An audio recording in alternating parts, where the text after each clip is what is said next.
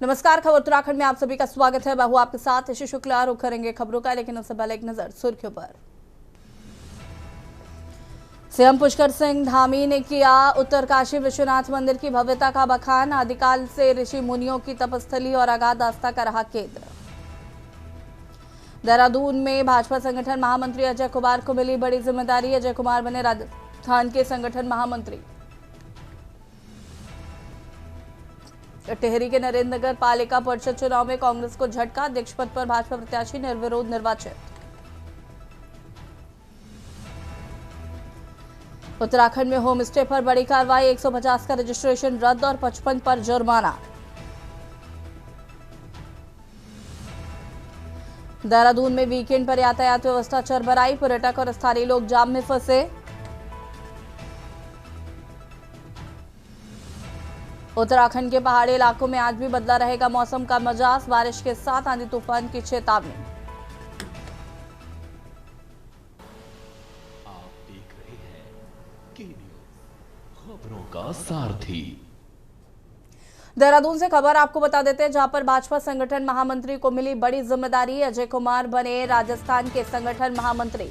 राष्ट्रीय अध्यक्ष नितिन नवीन ने दी महत्वपूर्ण जिम्मेदारी। राष्ट्रीय महासचिव ने जारी किए आदेश।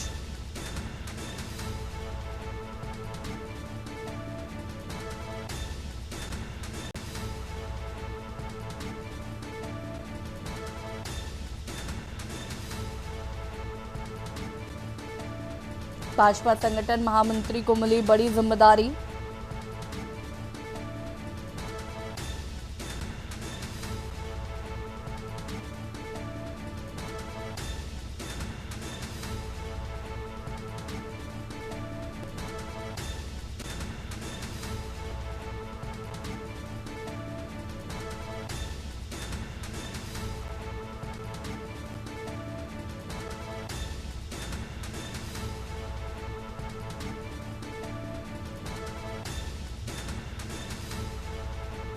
राष्ट्रीय अध्यक्ष नितिन नवीन ने दी महत्वपूर्ण जिम्मेदारी।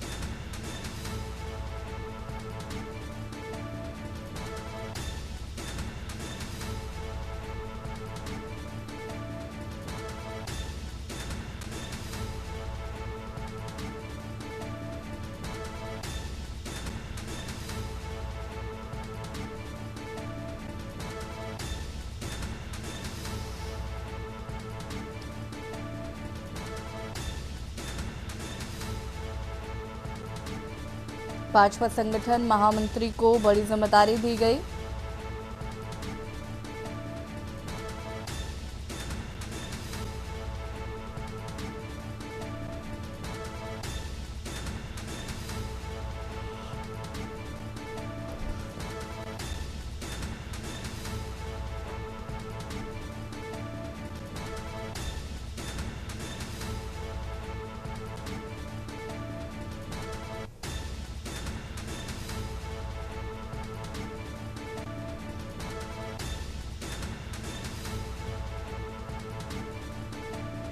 राष्ट्रीय अध्यक्ष नितिन नवीन ने दी बड़ी जिम्मेदारी।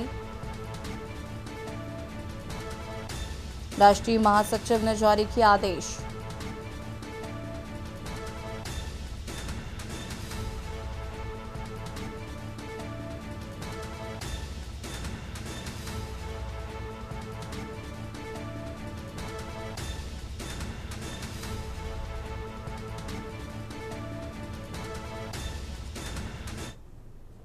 सप्तऋषि क्षेत्र में रविवार को राजस्थान के श्रद्धालु से भरी एक बस डंपर से टकराकर पलट गई। हादसे में एक महिला यात्री की मौत हो गई, जबकि करीब 16 यात्री घायल हो गए हैं। जानकारी के अनुसार बस में करीब 45 श्रद्धालु सवार थे, और जो कि राजस्थान के नागौर जिले से हरिद्वार में पूर्णिमा स्नान के लिए आए थे और स्नान के बाद अपने घर लौट रहे थे। इसी दौरान सप्तऋषि क्षेत्र में बस की एक डंपर से जोरदार टक्कर हो गई, जिससे बाद बस अनियंत्रित होकर सड़क पर पलट गई। टक्कर इतनी भीषण थी कि कई यात्री सीटों के बीच फंस गए और मौके पर चीख पुकार मच गई। मृतक महिला की पहचान राजस्थान के नागौर जिले की निवासी के रूप में हुई है।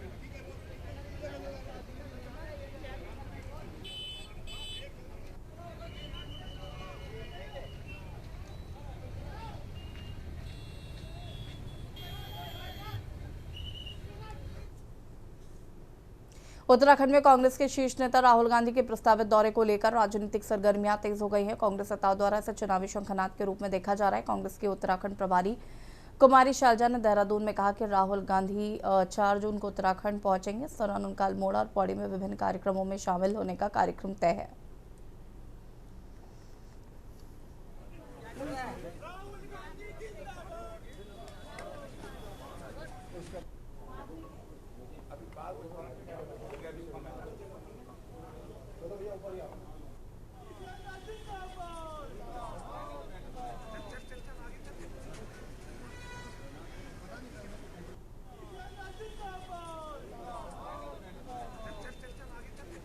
राहुल जी का दौरा हमारा अल्मोड़ा और पौड़ी में और देहरादून में 2 दिन का दौरा है। अल्मोड़ा में पब्लिक मीटिंग होगी, पौड़ी में एक्स सर्विसमैन के साथ मीटिंग होगी और देहरादून में हमारे कांग्रेस के नेताओं के साथ, पदाधिकारियों के साथ राहुल जी की मीटिंग है। तो 2 दिन का दौरा है और हमें खुशी है कि राहुल जी के आने से यहाँ पर पार्टी को भी नई ऊर्जा मिलेगी और बल्कि न केवल देहरादून में। उत्तराखंड में राजनीतिक बयानबाजी तेज हो गई है। कांग्रेस प्रदेश अध्यक्ष गणेश गोदिया ने भारतीय जनता पार्टी पर निशाना साधते हुए दावा किया है कि भाजपा के आंतरिक सर्वेक्षणों में लगातार गिरावट दर्ज की जा रही है। गणेश गोदिया ने कहा कि भाजपा ने 3 सर्वे कराए, जिनमें से 2 की जानकारी कांग्रेस के पास है और दोनों ही सर्वों में भाजपा की स्थिति कमजोर है। और उन्होंने दावा किया है कि भल की बात होगी कि भाजपा विपक्ष से घबरा गई, लेकिन उनके अपने आकलन में भाजपा की लोकप्रियता में गिरावट साफ नजर आ रही है।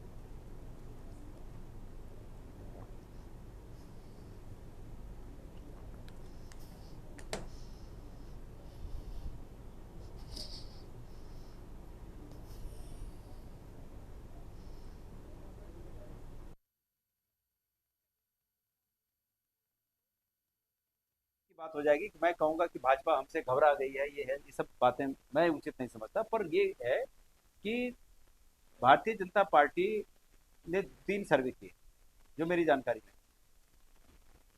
उस 2 सर्वे के अंश मेरे पास भी आए। जो 2 सर्वे में जो अंश मेरे पास आए उनमें लगातार वो गिरावट की तरफ आगे बढ़ रहे हैं। उनके संभावनाओं पर जो है लगातार प्रश्न चिन्ह लग रहा है, गिरावट होते जा रही है, आते जा रही है। अब उसके लिए हो सकता है कि वो कोई तरीका इजाद कर रहे हो कि भाई इसको कैसे थामा जाए। एक सर्वे और होना है और यकीन के साथ मैं कह सकता हूं कि उसमें भी वो गिरावट दर्ज करेंगे। हल्द्वानी में आयोजित पहले रॉक एंड मेटल शो में युवाओं का दिल जीत लिया। गिटार की गूंज, ड्रम्स की धमक और दमदार परफॉर्मेंस के बीच म्यूजिक प्रेमी देर रात तक झूमते नजर आए। कार्यक्रम में बड़ी संख्या में युवाओं ने पहुंचकर लाइव म्यूजिक का आनंद लिया है। हल्द्वानी के मेसन स्क्वायर में आयोजित इस विशेष म्यूजिक इवेंट में रोहित शिवरम, इन्फ्रेंस बटूलिया और स्लेव्स ऑफ रॉक ने अपनी शानदार प्रस्तुतियों से माहौल को रॉकमय बना दिया। जैसे जैसे म्यूजिक की धुन तेज होती गई, दर्शकों का उत्साह भी बढ़ता गया। रॉक और मेटल म्यूजिक की धुनों पर युवा चमकर थिरकते हुए नजर आए।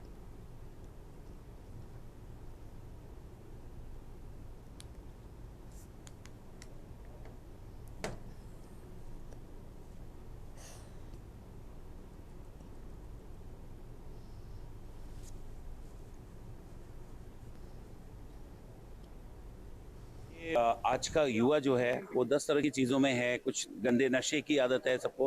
म्यूज़िक एक ऐसी चीज़ है जो सबको सही रास्ते पे लाती है और मुझे लग रहा है हल्द्वानी में हिस्ट्री बन चुकी है कि पहला rock and metal concert Haldwani में जो हुआ है और तक्ष ने करवाया है, ये सबसे बड़ी बात है। अब ये शुरू हो गया है, आगे निरंतर अब मेरे को लग रहा है लोग बहुत म्यूजिशियंस हैं हल्द्वानी में, सब लोग अब प्रयास करेंगे और भी कॉन्सर्ट्स ऐसे होंगे।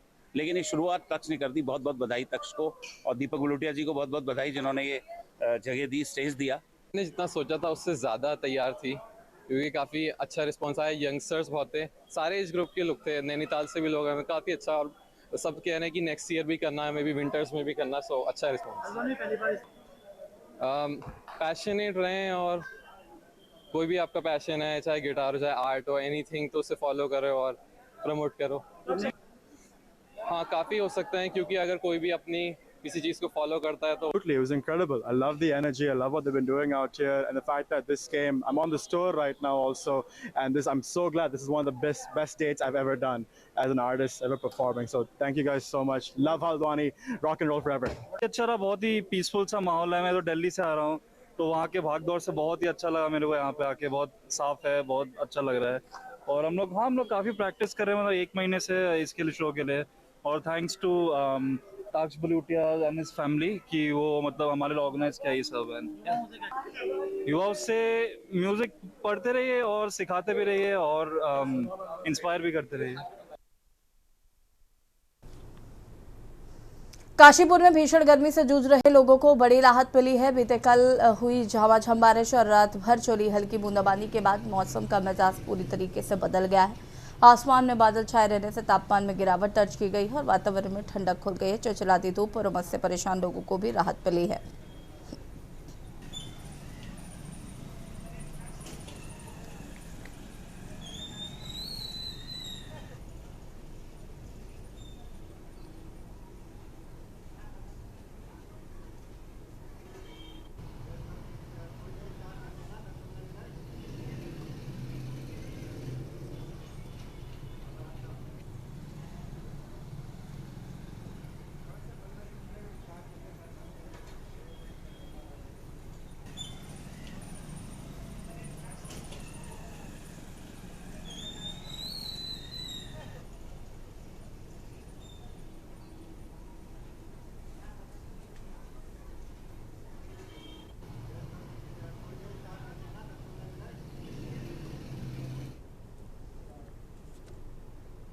डोईवाला के रानी पोखरी थाना क्षेत्र अंतर्गत थारों में धारकोट रोड स्थित जामा मस्जिद को सोमवार को भारी सुरक्षा व्यवस्था के बीच सील कर दिया गया है। कार्रवाई के दौरान क्षेत्र में पर्याप्त पुलिस बल तैनात रहा, जबकि प्रशासनिक अधिकारी मौके पर मौजूद रहे। जानकारी के अनुसार मस्जिद पर यह कार्रवाई MDDA द्वारा निर्धारित प्रक्रिया के तहत की गई है। कार्रवाई के बाद क्षेत्र में चर्चाओं का दौर शुरू हो गया है।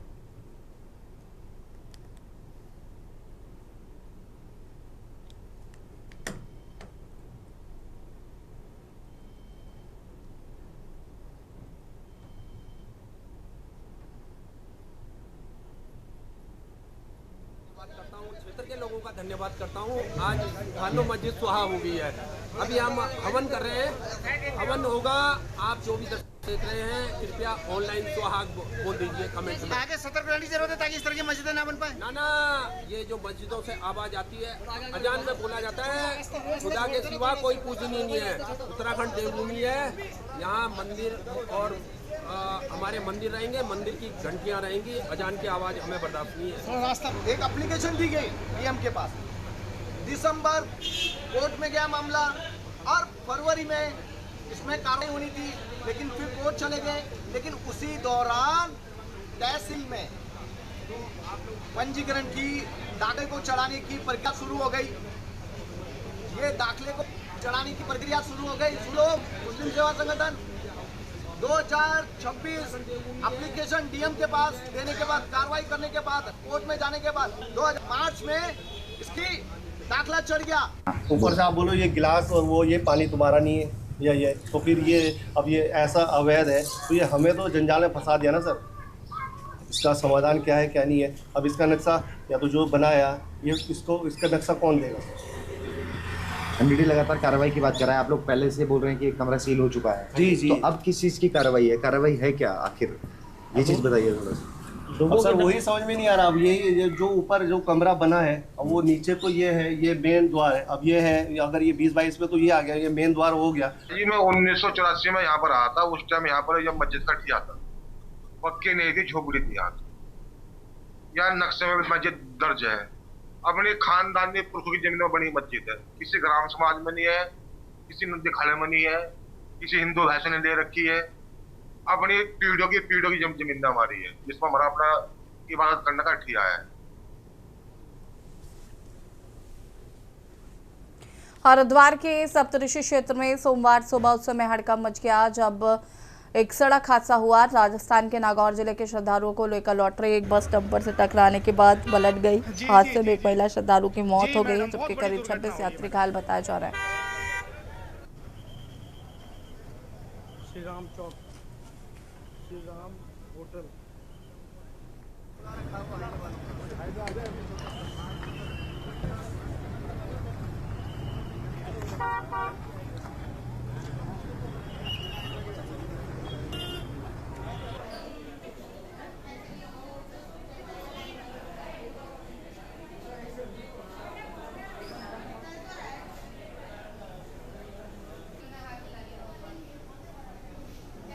देखिए, आज जिला आपदा परिचालन केंद्र से जैसी सूचना प्राप्त हुई कि सप्तऋषि बॉर्डर के पास जो है एक तीर्थ यात्रियों से संबंधित बस पलट गई थी। उसमें स्पॉट इंस्पेक्शन किया गया और जो घायल तीर्थ यात्री थे उनको सब डिस्ट्रिक्ट हॉस्पिटल हरिद्वार में लाया गया और 26 जो तीर्थ यात्री थे उनको यहाँ हॉस्पिटल में लाया गया, जिसमें से एक महिला जो है वो तीर्थ यात्री वो ब्रॉड डेड थी और अन्य का जो है वो शेष का उपचार यहाँ पे चल रहा है। कि अभी कुछ कहना कि कारण क्या रहा, ये बहुत शीघ्रता होगी, पर्याप्त जांच के बाद इस पर कुछ कहा जा सके। देखिए, जो घायल हैं उनका यहाँ पे उपचार चल रहा है और अभी घायलों की स्थिति सामान्य है। उत्तराखंड भाजपा के संगठन महामंत्री अजय कुमार को पार्टी नेतृत्व ने बड़ी जिम्मेदारी सौंपते हुए राजस्थान भाजपा का प्रदेश महामंत्री नियुक्त किया है।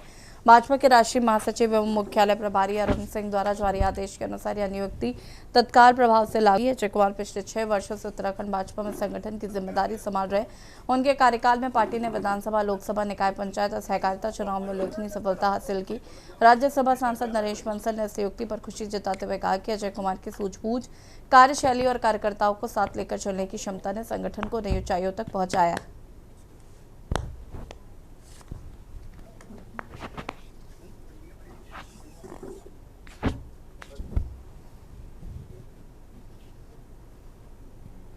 अजय कुमार जी पिछले 6 वर्षों से हमारे प्रदेश के महामंत्री संगठन थे। उनकी सूझबूझ, उनके कुशल नेतृत्व में हमने विधानसभा के, लोकसभा के, नगर निगमों के, नगर पालिकाओं के, नगर पंचायतों के, यहाँ तक कि ब्लॉक, ग्राम प्रधान और जिला पंचायत, कोऑपरेटिव सभी चुनावों में अपार सफलता प्राप्त की है। उनकी सूझबूझ, उनकी कार्यशैली, सब कार्यकर्ताओं को साथ लेकर चलना, ये उनकी एक विशेषता है और हमारे राज्य से बड़ा राज्य उनको काम के लिए मिला है। उत्तराखंड की विश्वविख्यात चारधाम यात्रा का दौर चल रहा है। देश विदेश से लाखों श्रद्धालु अपने देश आगमन कर चारधाम यात्रा का आनंद ले रहे हैं। हर वर्ष रिकॉर्ड संख्या में श्रद्धालु चारधाम यात्रा में पहुंचते रहे हैं। राज्य सरकार को भी इस चारधाम यात्रा का हर वर्ष इंतजार रहता है, क्योंकि इस यात्रा के चलते स्थानीय लोगों को रोजगार का अवसर भी प्राप्त होता है, जिससे राज्य की आर्थिकी में भी काफी इजाफा होता है। देखिए रिपोर्ट। अक्सर चर्चाओं में रहने वाली बद्री केदार मंदिर समिति एक बार फिर गंभीर आरोपों के चलते सुर्खियों में है।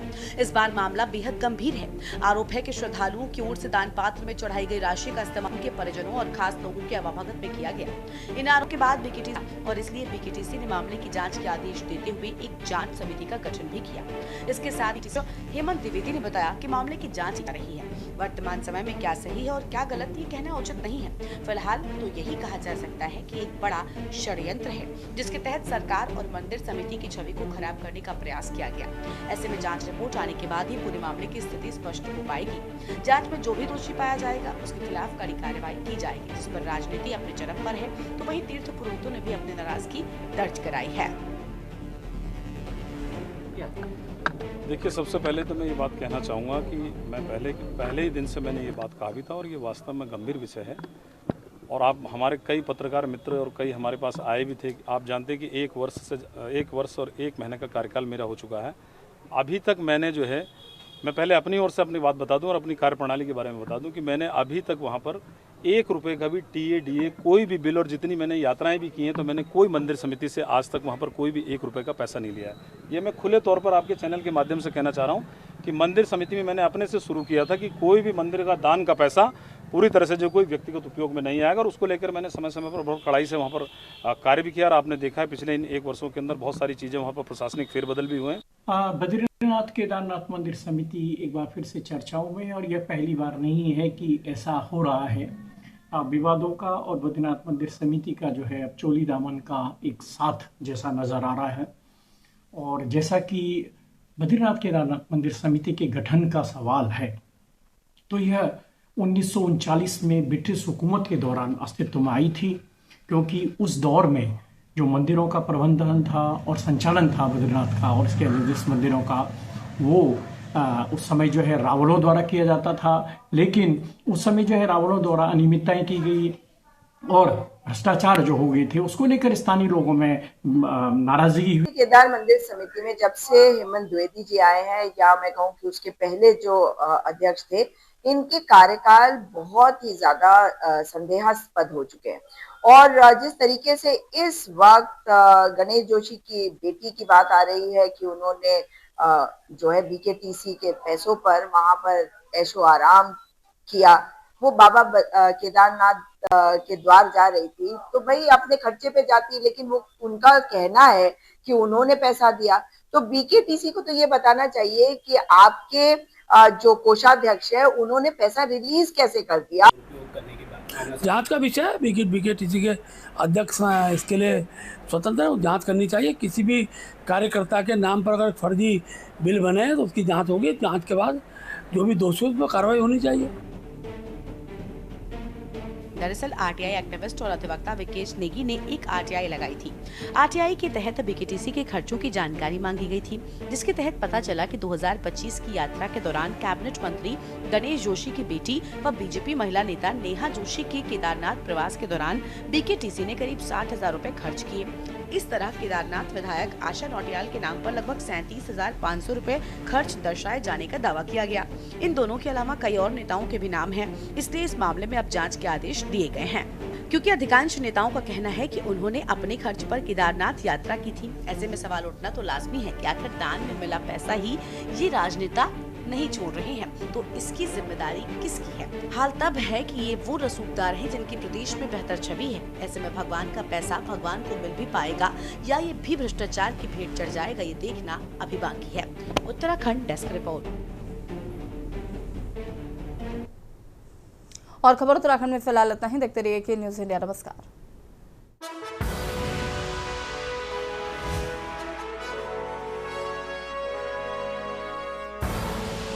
आप देख रहे हैं के न्यूज़, खबरों का सारथी।